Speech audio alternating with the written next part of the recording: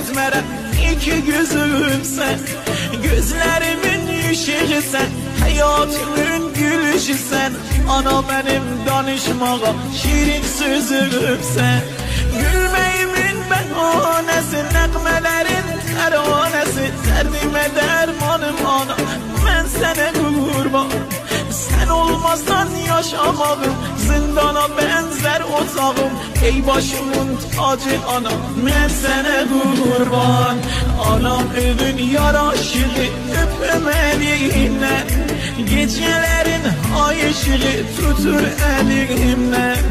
Anam övün yaraşığı, öpüm elinden. Gecelerin ay ışığı tutur elimden.